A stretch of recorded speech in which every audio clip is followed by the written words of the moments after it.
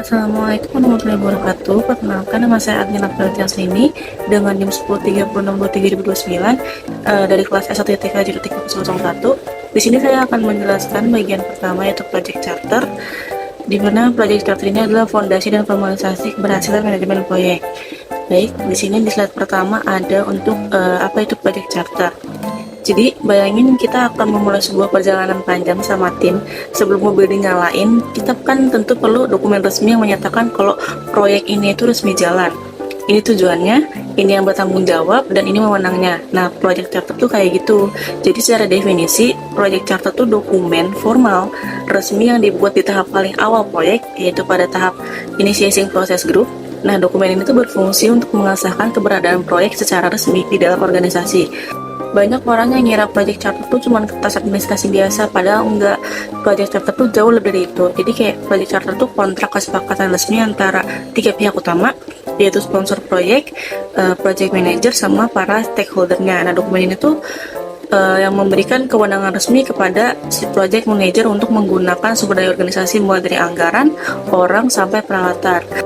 Lalu lebih penting lagi, si Project Charter itu menjadi landasan definisi formal untuk seluruh pelaksanaan proyek. Ia juga menjadi acuan utama ketika nanti ada pihak yang ingin mengubah ruang lingkup atau skopnya. Terus tanpa charter yang kuat, proyek sangat rawan mengalami skop creep atau penambahan fitur atau pekerjaan yang tidak direncanakan, yang sering menjadi penyebab proyek itu molor dan membengkak biayanya.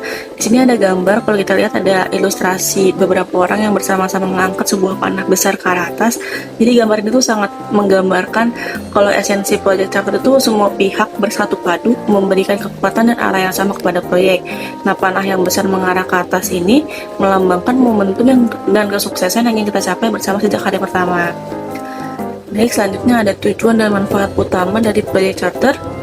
Setelah kita pahamin apa itu tadi definisi Project Charter, terus sekarang ada kita bahas kenapa dokumen itu sangat penting. Yang pertama itu ada tujuannya.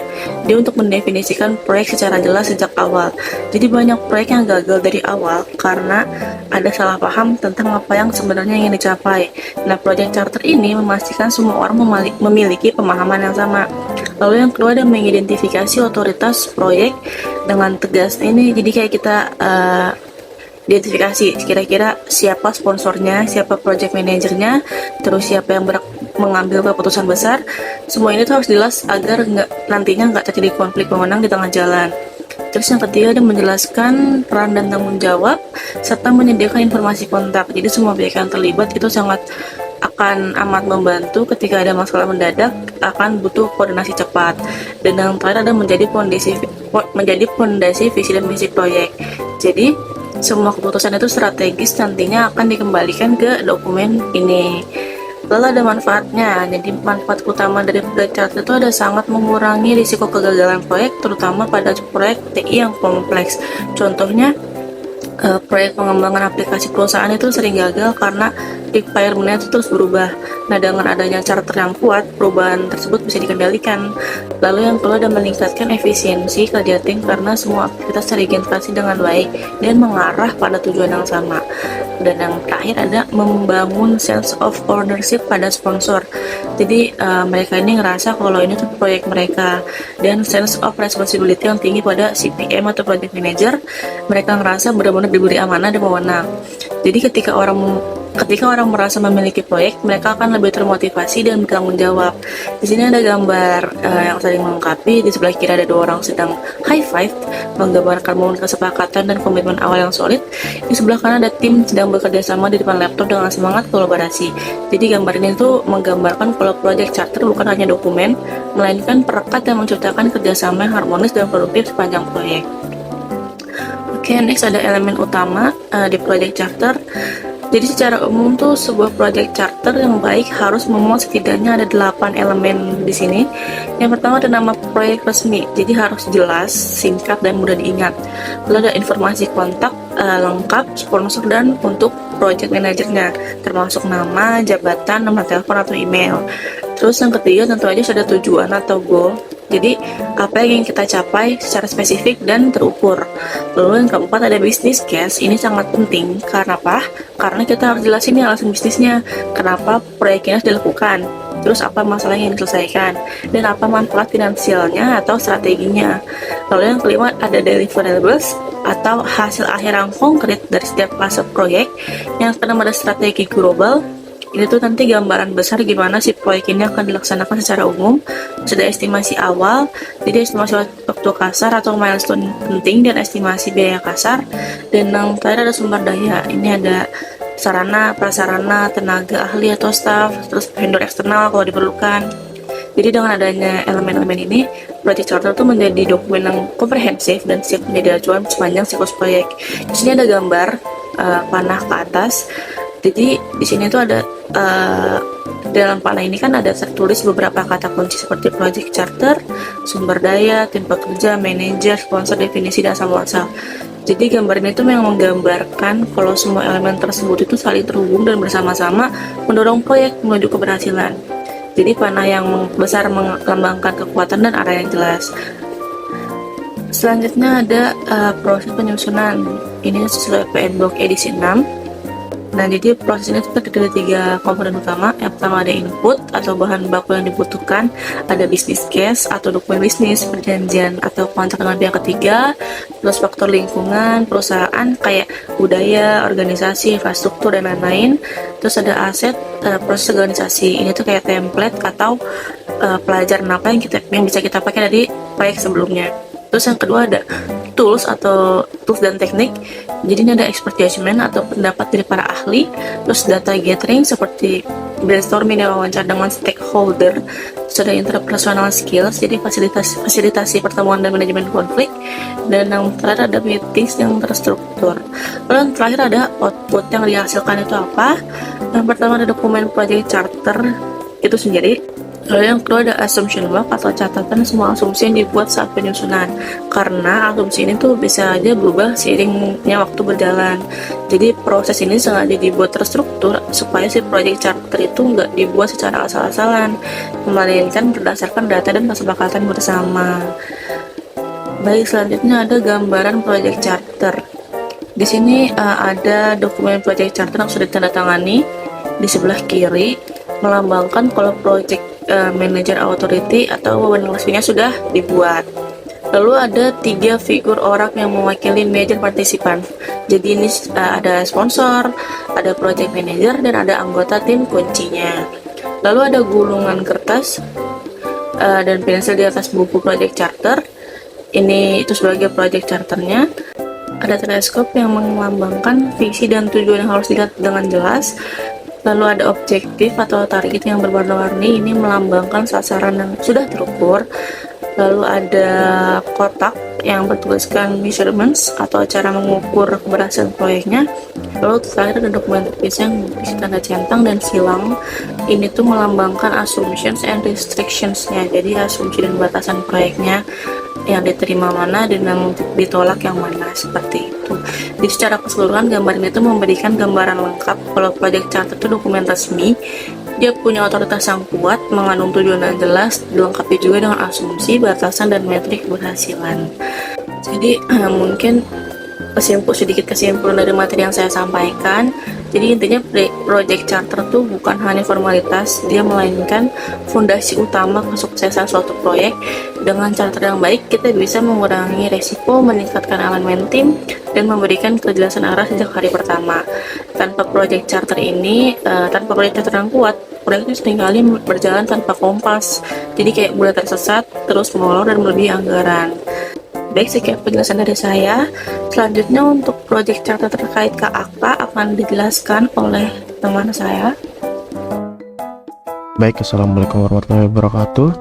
Saya di sini saya Rizky Padilla dengan NIM 103062300023 kelas S1 TI 23001. Di sini saya akan melanjutkan pembahasan project charter terkait KAK. Nah, pembuatan website kaduskap.go.id versi single Windows atau aplikasi Android Kabupaten Kudus tahun anggaran 2016. Dokumen ini tuh disusun berdasarkan kerangka acuan atau KAK Dinas Perhubungan Komunikasi Kabupaten Kudus tahun 2016 serta mengacu pada PM Book Guide edisi 6. yang isinya itu proses develop project charter. Nah, ini ada nama project resminya yaitu pembuatan website kaduskap.go.id versi single Windows atau aplikasi Android Kabupaten Kudus tahun anggaran 2016. Nah, lalu di sini ada isinya sponsor proyek beserta informasi kontak. Nah, yang pertama di sini ada sponsor, yaitu apa sponsornya? Dinas Perhubungan Komunikasi dan Informatika Kabupaten Kudus. Lalu di sini tertera PPK-nya atau pejabat pembuat komitmen, yaitu Satria Agus Himawan SSTPMM dengan NIP sebagai berikut. Lalu di sini ada project manager atau PM beserta informasi kontaknya, yaitu saya sendiri Rizky Fadila dengan nomor tertera. Nah, lalu di sini ada struktur organisasi tim project. Yang pertama ada PM, itu saya sendiri Rizky Fadila. Lalu ada full stack web engineer, yaitu ada Sars Christian Firdaus Junior, lalu Muhammad Fadil Faki, dan UI UX designer ada admin, lalu ada support and documentation ada Hawa.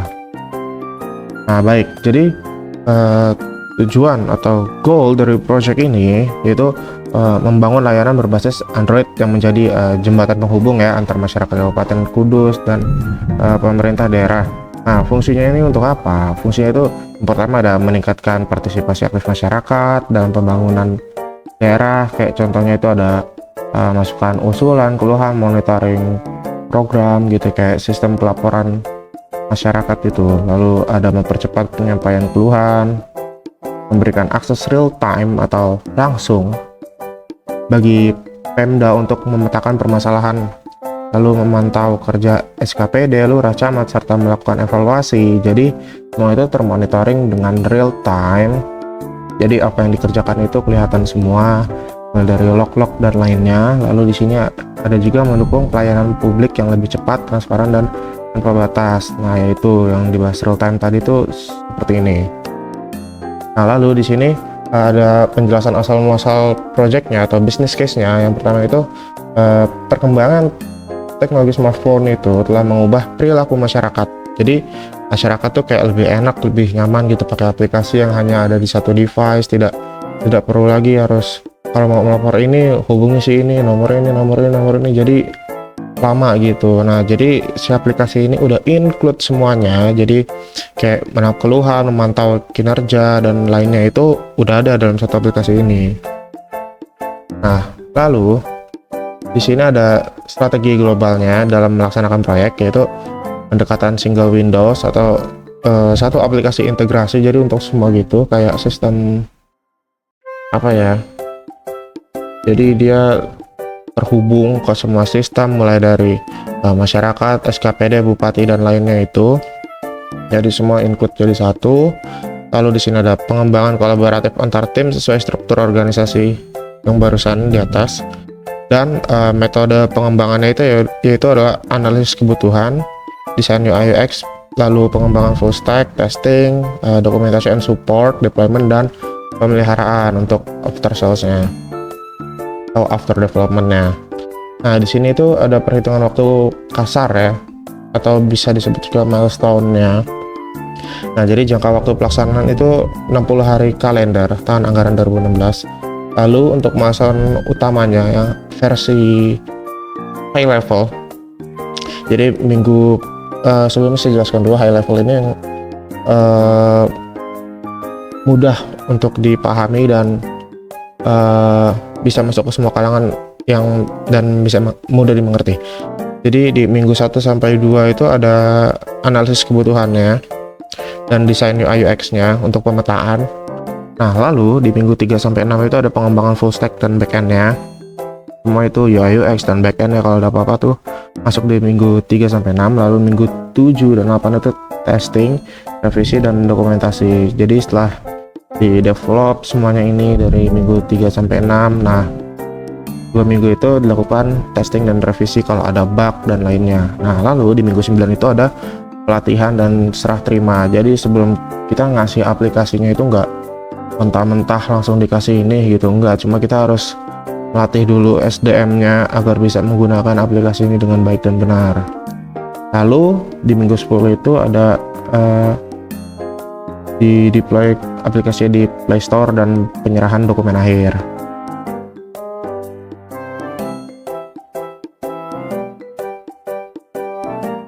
Nah, di sini ada sarana dan prasarana sumber daya proyek, biaya kasar, staf, vendor, dan stakeholder. Nah, anggaran kasarnya bernilai 94.957.500. Lalu di sini ada stakeholder utamanya itu sponsornya Dinas Perhubungan Komunikasi dan Informatika Kabupaten Kudus, dan untuk penggunanya itu ya masyarakat Kabupaten Kudus, UKM, investor, dan lainnya. Lalu ada internal Pemda, yaitu Bupati, Wakil Bupati, SKPD, Lurah, Camat, dan lainnya, dan tim pelaksana proyek kelompok kami. Nah, lalu di sini lokasi kegiatannya ada di Kabupaten Kudus, Jawa Tengah. Nah, jadi asumsi dan kendala utamanya, masalahnya itu ada di ketersediaan infrastruktur jaringan di wilayah Kudus, lalu dukungan penuh dari seluruh SKPD dan jajaran Pemda, lalu aplikasi dapat diakses secara real time melalui smartphone Android atau iOS. Nah, persetujuan dokumen project charter ini menjadi acuan resmi pelaksanaan project dan mengikat seluruh pihak terkait. Nah, jadi kesimpulannya adalah secara keseluruhan project charter ini bukan sekedar dokumen formalitas di awal proyek, melainkan fondasi strategis dan hukum yang menentukan arah seluruh siklus hidup proyek. Berikut adalah poin-poin kuncinya. Yang pertama ada legitimasi dan otoritas. Lalu ada penyelarasan visi, alignment. Lalu ada integrasi manajemen. Lalu ada mitigasi risiko dini. Dan di sini ada quote, tanpa project charter yang kuat, sebuah proyek diibaratkan kapal yang berlayar tanpa kompas, rentan tersesat dalam ketidakpastian biaya, waktu, dan tujuan. Sekian dari project charter. Bismillahirrahmanirrahim. Assalamualaikum warahmatullahi wabarakatuh. Perkenalkan, nama saya Muhammad Fadil Fakih dengan NIM 103062300009 dari kelas DI 001. Pada kesempatan kali ini saya akan menjelaskan tentang contoh soal Net Present Value Analysis atau NPV, dan yang kedua Return of Investment ROI, dan yang terakhir ada Payback Period. Baik, yang pertama ada Net Present Value atau NPV. Jadi, Net Present Value NPV ini adalah metode untuk menghitung perkiraan keuntungan atau kerugian bersih dari sebuah proyek dengan mendiskontokan atau discounting seluruh arus kas yang masuk dan yang keluar di masa depan ke nilai saat ini. Adapun contoh soalnya yaitu sebuah perusahaan sedang mempertimbangkan proyek dengan investasi awal atau biaya sebesar 10 juta pada tahun ke-0. Proyek ini diperkirakan akan menghasilkan arus kas bersih atau net cash flow sebesar 4 juta pada tahun pertama, 5 juta pada tahun kedua, dan 6 juta pada tahun ketiga. Jika tingkat diskonto atau diskon rate yang digunakan perusahaan adalah 10%, berapakah nilai net present value atau NPV dari proyek tersebut? Nah, untuk menjawabnya yaitu bisa kita lihat di sini rumus NPV-nya. NPV sama dengan sigma T CT dibagi 1 plus R pangkat T dikurang C0. Diketahui C0-nya ini sebesar 10 juta, R sama dengan 10% atau 0,10, C1-nya sebesar 4 juta, C2 sebesar 5 juta, dan C3-nya sebesar 6 juta. Adapun langkah yang pertama yaitu kita akan menghitung present value untuk setiap tahunnya. Untuk tahun pertama itu sebesar 4 juta dibagi 1 plus 0,10 pangkat 1 dan akan menghasilkan 4 juta dibagi 1,10 dan yang hasilnya yaitu sekitar 3,636 juta. Adapun di tahun kedua yaitu 5 juta dibagi 1 plus 0,10 pangkat 2 sama dengan 5 juta dibagi 1,21 dan menghasilkan 4,132 juta. Adapun di tahun ketiga yaitu 6 juta dibagi 1 plus 0,10 pangkat 3 sama dengan 6 juta dibagi 1,331 dan akan menghasilkan sebesar 4,507 juta. Adapun langkah yang kedua, jadi kita akan menjumlahkan seluruh present value arus kas masuk. Adapun total present value benefitnya itu di sini kita akan menjumlahkan keseluruhan dari jadi 3,636 juta ditambah 4,130 juta, ditambah 4,507 juta itu dan akan menghasilkan sebesar 12,276 juta rupiah. Adapun langkah ketiga yaitu kita akan mengurangi dengan investasi awal untuk mendapatkan NPV-nya. Di sini kita bisa lihat NPV sama dengan total present value benefit dikurang C0. NPV sama dengan 12,276 juta dikurangi 10 juta dan hasilnya itu 2,276 juta. Jadi kesimpulannya, karena NPV lebih dari 0 bernilai positif, maka proyek ini akan menambah nilai bagi perusahaan sehingga secara perhitungan finansial proyek ini layak untuk diterima. Kita lanjut ke yang kedua yaitu return on investment atau ROI. Jadi ROI ini adalah metrik finansial untuk menghitung presentasi keuntungan dari sebuah investasi. ROI ini dihitung dengan mengurangkan biaya proyek dari manfaat proyek, kemudian membaginya dengan biaya proyek. Jadi semakin tinggi nilai ROI-nya, maka semakin baik dan menguntungkan proyek tersebut. Adapun contoh soalnya yaitu sebuah perusahaan TI memutuskan untuk mengimplementasikan sistem manajemen basis data terbaru. Proyek ini memiliki total biaya yang diskontokan atau total discounted cost-nya sebesar 50 juta. Setelah sistem tersebut berjalan, perusahaan akan memperoleh efisiensi operasional dengan total manfaat yang diskontokan atau total discounted benefit sebesar 85 juta. Jadi pertanyaannya, berapakah persentase return on investment atau ROI dari proyek tersebut? Untuk menjawabnya, seperti biasa, yang pertama itu ada rumusnya, itu rumus ROI-nya itu sama dengan total discounted benefits dikurang total discounted cost dibagi total discounted cost dikali 100%. Diketahui, total discounted cost atau total biaya investasinya itu sebesar 50 juta, dan yang kedua ada total discounted benefit-nya atau total manfaat pendapatannya itu sebesar 85 juta. Untuk langkah pertamanya, kita akan menghitung keuntungan bersih. Jadi kita akan mengurangi total manfaat dengan total biaya. Keuntungan bersih sama dengan total discounted benefit dikurangi total discounted cost-nya. Jadi akan menghasilkan sama dengan itu 85 juta dikurang 50 juta dan menghasilkan 35 juta. Adapun langkah kedua yaitu kita akan membagi keuntungan bersih yang 35 juta tadi dengan total biaya. Jadi hasilnya itu sama dengan 35 juta dibagi 50 juta akan menghasilkan 0,7. Dan yang ketiga kita akan mengubah menjadi persentase. Jadi sini kita akan mengkalikan hasil dari langkah kedua dengan 100%. ROI sama dengan 0,7 dikali 100% dan akan menghasilkan sebesar 70%.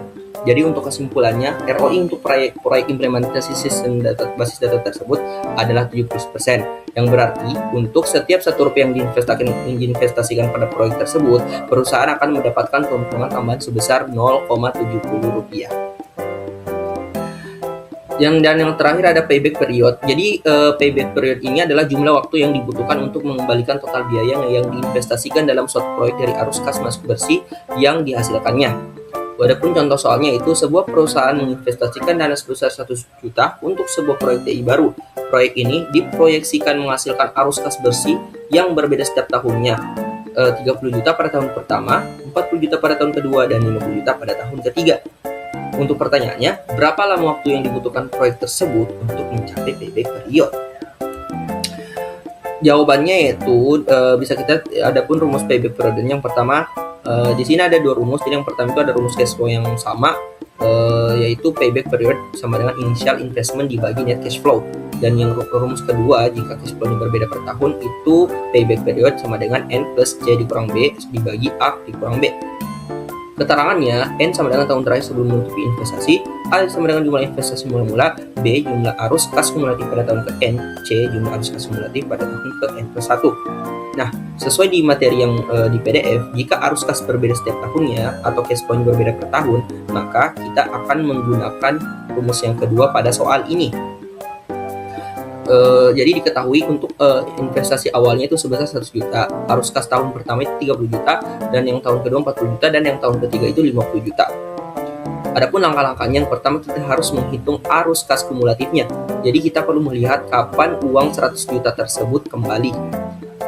Yang pertama itu ada akhir tahun pertama sama dengan kumulatifnya itu sebesar 30 juta, akhir tahun kedua itu kumulatif sama dengan 30 juta plus 40 juta itu sama dengan 70 juta atau belum menutupi modal, dan yang adapun akhir tahun ketiga itu kumulatif sama dengan 70 juta ditambah 50 juta sama dengan 120 juta atau bisa dibilang sudah melebihi modal. Adapun yang langkah kedua yaitu tentukan nilai N, A, B, dan C. Dari perhitungan kumulatif di atas, kita tahu bahwa investasi akan kembali di antara tahun kedua dan tahun ketiga. Nah, bisa kita lihat tadi, jadi investasinya itu kembalinya di tahun ketiga. Nah, N-nya itu sama dengan 2 tahun terakhir sebelum modal tertutup penuh, A sama dengan 100 dalam juta rupiah untuk menyederhanakan, dan B sama dengan 70 kumulatif di tahun kedua, dan yang C 110 kumulatif di tahun ketiga. Adapun langkah ketiga, kita akan memasukkannya ke dalam rumus. Jadi rumus yang kita pakai itu yang rumus kedua yang tadi, karena cash flow-nya itu berbeda per tahun. Jadi di sini akan menggunakan payback period sama dengan 2 plus 100 dikurang 70 dibagi 120 dikurang 70, yang akan menghasilkan 2 plus 30 dibagi 50, menghasilkan lagi 2 plus 06 0,6, dan hasil akhirnya itu sama dengan 2,6 tahun. Jadi kesimpulannya itu dibutuhkan waktu tepat 2,6 tahun untuk mengembalikan seluruh modal investasi awal sebesar 100 juta dari proyek tersebut. Baik, cukup sekian penjelasan dari saya. Penjelasan selanjutnya akan disampaikan oleh teman saya. Assalamualaikum warahmatullahi wabarakatuh. Perkenalkan, saya Hawa Sakura dengan NIM 1030623000011 dari kelompok 3. Di sini saya akan menjelaskan bagian Project Management Plan.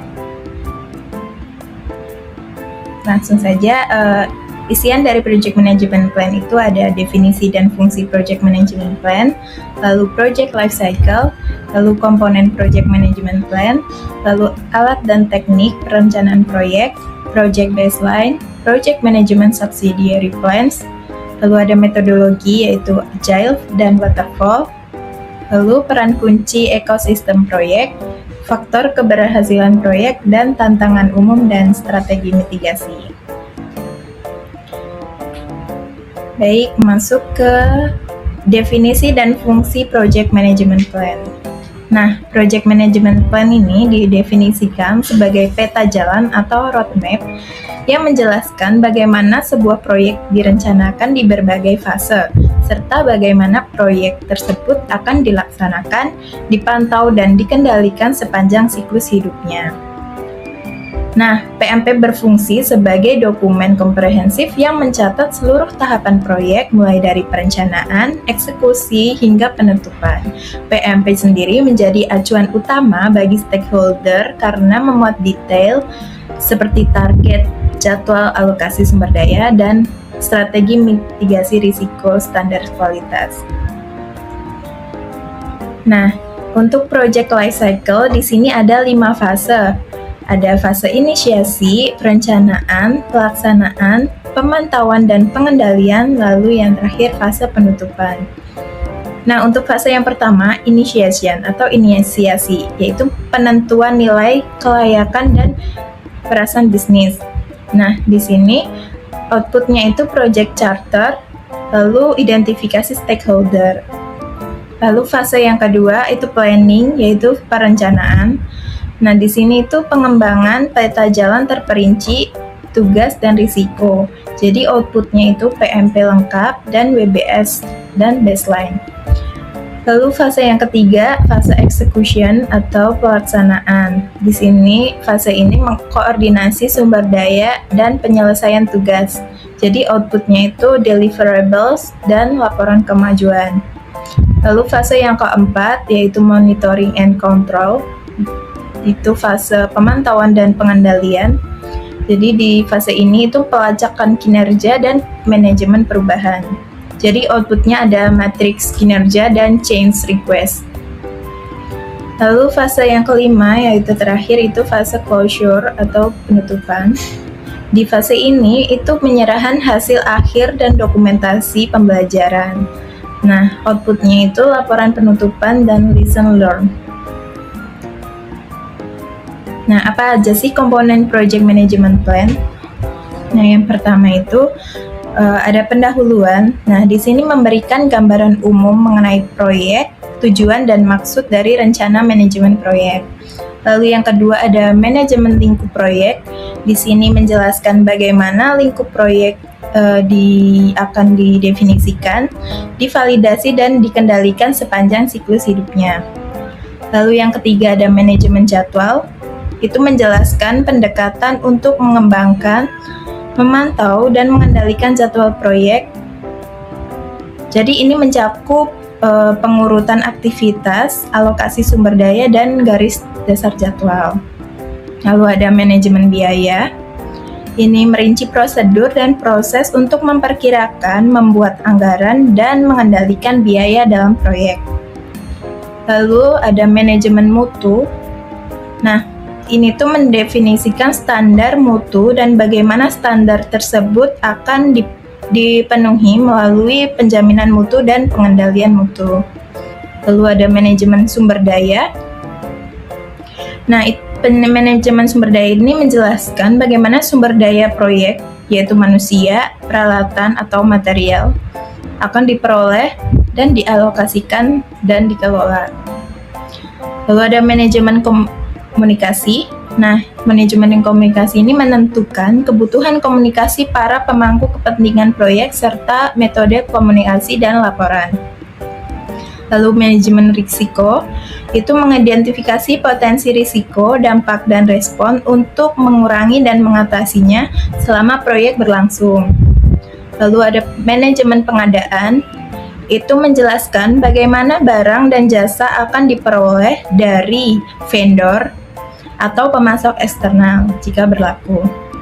Lalu manajemen pemangku kepentingan itu mengidentifikasi pemangku kepentingan, mendefinisikan peran dan tanggung jawab mereka serta menguraikan strategi untuk mengelola harapan dan keterlibatan mereka. Lalu ada manajemen perubahan. Nah, di situ menjelaskan bagaimana perubahan pada ruang lingkup proyek, jadwal dan aspek lainnya yang akan dikelola dan dikendalikan. Lalu ada manajemen konfigurasi, yaitu menentukan bagaimana item konfigurasi akan diidentifikasi, dikendalikan, dan dipelihara sepanjang proyek. Lalu ada pemantauan dan pelaporan proyek. Nah, di sini mendefinisikan metode dan frekuensi pemantauan kinerja proyek, persyaratan pelaporan, dan proses eksekusi masalah. Lalu penutupan proyek, menjelaskan prosedur untuk penutupan proyek secara formal, termasuk dokumentasi pembelajaran yang dapat dan dilaporkan dalam proyek akhir. Nah, selanjutnya alat dan teknik apa saja yang digunakan dalam manajemen proyek. Nah, yang pertama itu ada Gantt charts. Nah, Gantt charts ini alat yang digunakan untuk memvisualisasikan lini masa proyek, jadi hubungan antar tugas dan ketersediaan sumber daya secara real time. Lalu ada Work Breakdown Structure atau WBS, yaitu struktur rincian kerja, melibatkan pembagian proyek yang besar dan kompleks menjadi tugas-tugas yang lebih sederhana, mudah dikelola dan independen. Lalu ada Risk Management Matrix.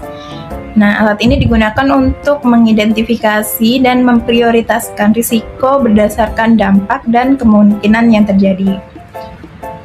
Lalu ada Kanban boards. Nah, di sini membantu dalam memantau alur kerja harian dan mengidentifikasi hambatan dalam proses eksekusi. Lalu ada project charter. Nah, project charter ini adalah dokumen awal yang memberikan legitimasi pada proyek dan menetapkan batas-batas operasional. Selanjutnya, apa sih project baseline dalam project management itu? Nah, project baseline ini adalah garis acuan proyek, yaitu versi yang disetujui dari rencana ruang lingkup atau scope, jadwal, dan biaya suatu proyek. Jadi yang digunakan untuk memantau dan mengevaluasi kinerja proyek di seluruh siklus hidupnya. Di sini terbagi menjadi 4 project baseline, yaitu scope baseline, cost baseline, schedule baseline, dan quality baseline. Nah, untuk scope baseline, itu fokusnya pada batasan kerja. Jadi komponennya itu ada scope statement dan WBS. Itu berfungsi untuk mencegah scope creep, yaitu pekerjaan tambahan yang tak terencana. Lalu ada cost baseline, itu fokusnya di anggaran. Jadi komponen kuncinya itu anggaran berfase waktu yang digunakan untuk mendeteksi pembengkakan biaya atau budget overrun. Lalu ada quality baseline. Nah, fokusnya itu di standar mutu. Komponennya itu ada target kualitas, standar ISO, dan kriteria penerimaan. Jadi memastikan hasil kerja layak dan sesuai spesifikasi. Lalu ada schedule baseline, itu fokusnya di waktu. Nah, komponennya itu tanggal mulai dan selesai, milestone, dan jalur kritis atau critical path yang digunakan untuk memantau keterlambatan. Nah, selanjutnya ada Project Management Subsidiary Plans. Nah, di sini terbagi menjadi 8. Yang pertama ada Scope Management Plan. Itu mengatur pendefinisian, pengembangan, dan pengendalian cakupan kerja proyek. Nah, rencana ini menghasilkan kerangka WBS dan menetapkan scope baseline agar seluruh persyaratan proyek terpenuhi. Lalu yang kedua ada Schedule Management Plan, yaitu menentukan metodologi, alat, dan kriteria untuk menyusun serta mengendalikan lini masa proyek. Nah, jadwal yang disetujui menjadi acuan baseline untuk memantau ketepatan waktu pengerjaan. Lalu yang ketiga ada Cost Management Plan, itu mengatur estimasi penganggaran dan pengendalian biaya. Melalui kriteria seperti EVM, jadi fokus utamanya adalah menjaga pengeluaran tetap sesuai dengan anggaran. Lalu ada yang keempat ada Quality Management Plan. Nah, di sini menetapkan standar dan prosedur penjaminan mutu sesuai kebijakan klien. Jika belum ada, tim wajib menyusun tolok ukur kualitas untuk diinformasikan kepada pemangku kepentingan. Lalu yang kelima ada Human Resource Management Plan. Itu mendokumentasikan struktur organisasi, peran, tanggung jawab, dan jadwal mobilisasi staf. Jadi mencakup juga strategi pengembangan tim, pelatihan, serta sistem penghargaan. Lalu yang keenam ada Communication Management Plan. Itu mengatur kebutuhan informasi pemangku kepentingan, mulai dari format, frekuensi, hingga metode distribusi dan mekanisme eskalasi masalah. Lalu yang ketujuh ada Risk Management Plan. Itu strategi untuk memaksimalkan peluang dan meminimalisir ancaman. Jadi prosesnya meliputi identifikasi, analisis, kualitas dan kuantitatif, perencanaan proses, perencanaan respon, hingga pemantauan risiko. Lalu yang terakhir ada Procurement Management Plan, yaitu mengelola proses pembelian atau perolehan barang dan jasa dari pihak eksternal, mulai dari perencanaan kontrak hingga penutupan hubungan kerja dan vendor. Nah, selanjutnya ada metodologi yang digunakan. Nah, di sini ada metodologi Agile dan Waterfall. Nah, pemilihan metodologi ini berdampak langsung pada fleksibilitas dan struktur perencanaan. Jadi bedanya Agile dan Waterfall ini, kalau metodologi Agile itu menekankan pada iterasi, fleksibilitas, dan keterlibatan pelanggan yang intensif melalui unit kerja kecil yang disebut sprint. Lalu kalau metodologi Waterfall ini bersifat linear dan sekuensial, sangat cocok untuk proyek dengan persyaratan yang sudah sangat matang dan perubahan yang minimal. Jadi ini perbedaannya sesuai pendekatan, perubahan, keterlibatan pelanggan, dan pengiriman dokumentasi. Lalu peran kunci ekosistem proyek itu ada apa aja sih? Nah, di sini ada project manager. Jadi fokusnya dia tuh di koordinasi dan eksekusi. Nah, tanggung jawabnya untuk manajemen harian dan mitigasi risiko. Lalu ada team members. Jadi fokusnya di teknis dan implementasi. Nah, tanggung jawabnya itu penyelesaian tugas dan keahlian domain. Lalu ada stakeholders, yaitu fokusnya di persyaratan dan dampak. Lalu tanggung jawabnya ada di validasi hasil dan penyediaan umpan balik. Lalu yang keempat ada project sponsor. Nah, fokusnya di strategi dan sumber daya. Lalu tanggung jawabnya di persetujuan anggaran dan arah strategis. Nah, berikut adalah faktor-faktor yang mempengaruhi keberhasilan proyek. Di sini ada 5 faktor. Yang pertama itu tujuan dan ruang lingkup yang jelas. Jadi tujuannya harus jelas, menetapkan target yang terukur atau SMART, dan batasan kerja yang tegas sejak awal untuk menghindari kebingungan tim serta mencegah perubahan ruang lingkup yang tidak terkendali atau scope creep. Lalu yang kedua, kepemimpinan dan kerjasama tim yang kuat. Jadi memerlukan pemimpin yang mampu mengarahkan visi proyek serta tim yang memiliki keahlian teknis memadai, sikap positif, dan kemampuan kolaborasi yang solid. Lalu yang ketiga, komunikasi yang efektif. Jadi memastikan aliran informasi yang transparan dan rutin di seluruh tingkatan organisasi guna menghindari kesalahpahaman, menyelaraskan ekspektasi, dan mempercepat penyelesaian hambatan.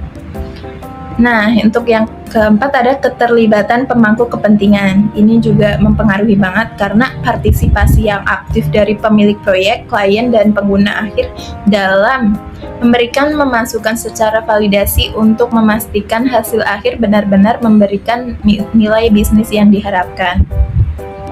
Lalu yang terakhir, pemantauan berkelanjutan. Jadi melakukan pelacakan kinerja, jadwal, dan anggaran secara rutin agar penyimpangan dapat dideteksi lebih dini dan tindakan korektif dapat segera diambil.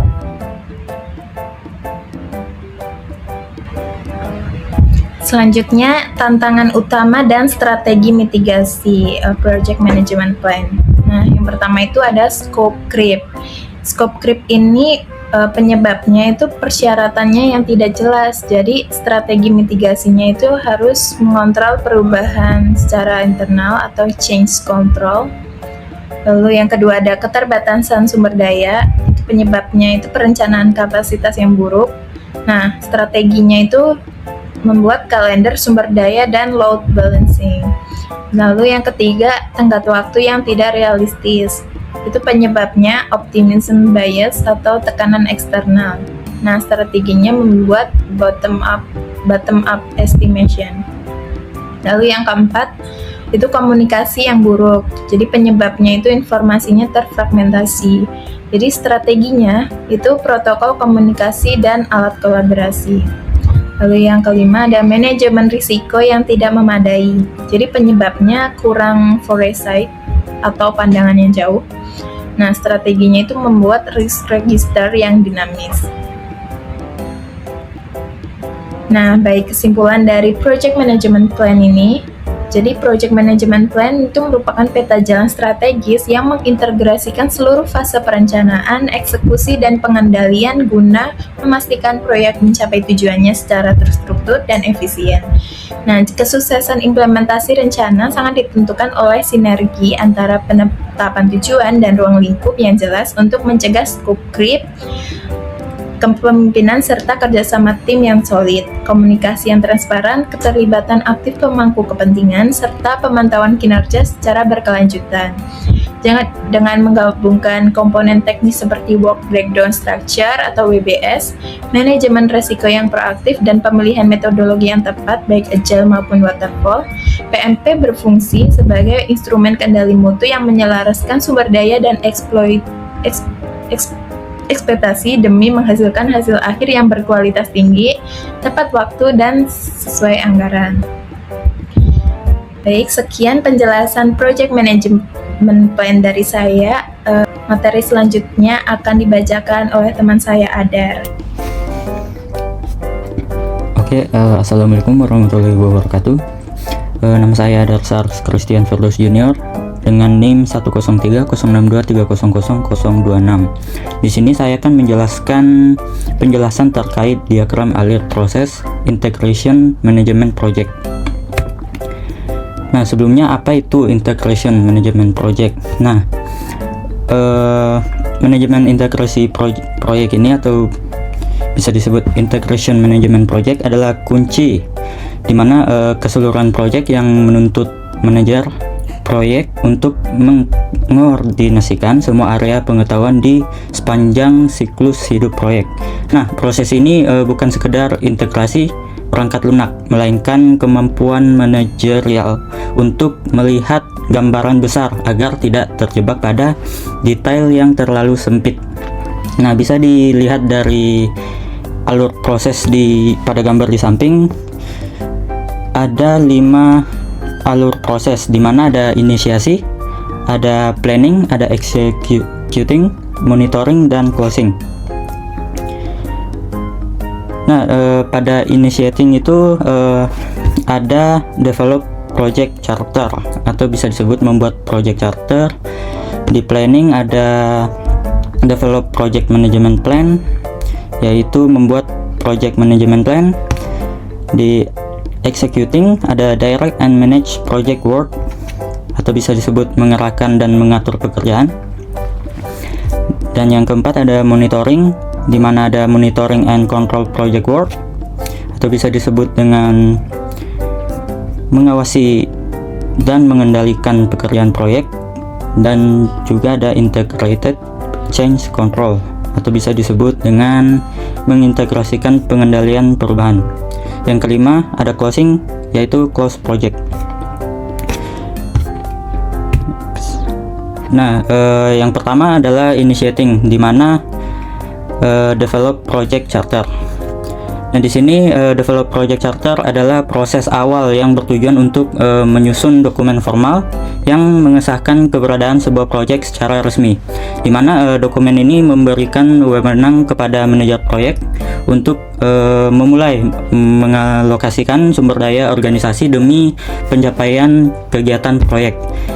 Nah, jadi fungsi dari project charter ini untuk memberikan arah tujuan dan pengelolaan proyek, di mana dokumen ini berisi beberapa elemen seperti kebutuhan bisnis, pembenaran proyek, terus ada penunjukan manajer proyek beserta tingkat otoritasnya, ada ringkasan jadwal pencapaian dan ringkasan anggaran. Nah, untuk proses input dan seleksi pembuatannya seringkali didahului oleh proposal proyek dan diinisiasi berdasarkan kebutuhan pelanggan atau sponsor. Nah, manajer proyek menggunakan berbagai metode seleksi proyek seperti benefit measurement model, atau bisa disebut pendekatan komparatif, maupun perhitungan finansial seperti net present value, atau bisa disebut NPV. Kemudian ada return on investment atau ROI, dan payback analysis untuk mengevaluasi kelayakan proyek. Nah, selanjutnya ada planning. Di dalam planning ini ada develop project management plan, atau bisa disebut dengan membuat rencana manajemen proyek. Nah, setelah proyek disahkan, manajer proyek harus mendefinisikan serta menyiapkan dan mengkoordinasikan semua rencana operasional ke dalam satu dokumen terpadu yang disebut project management plan. Untuk dokumen ini berfungsi untuk memandu tahapan eksekusi dan pengendalian proyek, di mana rencana ini mengkoordinasikan seluruh upaya perencanaan untuk menciptakan sebuah pedoman yang konsisten dan koheren. Nah, untuk komponen integrasi, rencana induk ini memuat deskripsi tentang bagaimana proyek akan dieksekusi, diawasi, dikendalikan, dan pada akhirnya ditutup. Nah, dokumen ini terdiri dari beberapa rencana tambahan, di mana ada rencana manajemen lingkup atau bisa disebut scope, ada jadwal, ada biaya, ada kualitas, sumber daya manusia atau staffing, komunikasi, risiko, dan pengadaan. Next, masuk ke executing. Di dalam executing ada direct and manage project work, di mana bisa disebut dengan mengarahkan dan mengatur eksekusi project. Nah, pada tahap ini pelaksanaan di mana mayoritas waktu dan anggaran proyek dihabiskan. Proses ini mencakup pelaksanaan pekerjaan yang telah didefinisikan secara spesifik di dalam project management plan untuk mencapai tujuan proyek. Nah, untuk proses eksekusi dan perencanaan ini saling terkait erat dan tidak terpisahkan. pihak yang akan mengeksekusi pekerjaan sebaiknya turut dilibatkan dalam proses perencanaannya. Nah, untuk hasil utamanya mencakup deliverables atau bisa disebut hasil yang diharapkan, terus ada informasi kinerja pekerjaan dan permintaan perubahan, dan juga ada implementasi tindakan korektif dan preventif. Selanjutnya ada monitoring. Nah, untuk monitoring sendiri ada dua, yaitu monitoring and control project work dan integrated change control, atau bisa disebut dengan mengawasi dan mengendalikan pekerjaan proyek dan juga mengintegrasikan pengendalian perubahan.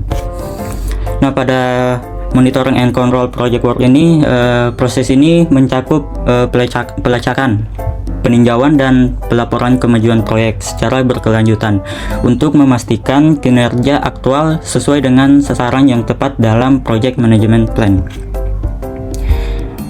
Untuk pengawasan kinerja, aktivitas pengawasan ini meliputi pengumpulan, pengukuran, diseminasi informasi kinerja proyek. Nah, pada tahap ini manajer proyek membandingkan kinerja aktual dengan rencana awal untuk menentukan apakah diperlukan tindakan korektif atau preventif. Selain itu, proses ini juga memantau implementasi dari perubahan yang telah disetujui dan menyediakan proyeksi atau taksiran untuk pembaruan informasi biaya dan jadwal saat ini. Nah, yang kedua itu ada integrated change control. Nah, karena perubahan tidak dapat dihindari pada hampir sebagian besar proyek, proses formal untuk mengidentifikasi, mengevaluasi, dan juga mengelola perubahan sepanjang siklus hidup proyek sangatlah mutlak diperlukan. Nah, proses ini meninjau semua usulan atau permintaan perubahan, kemudian memutuskan untuk menyetujui atau menolak perubahan tersebut. Nah, tujuannya ini adalah untuk mempengaruhi faktor-faktor yang menciptakan perubahan guna memastikan bahwa perubahan tersebut benar-benar memberikan manfaat yang baik bagi proyek.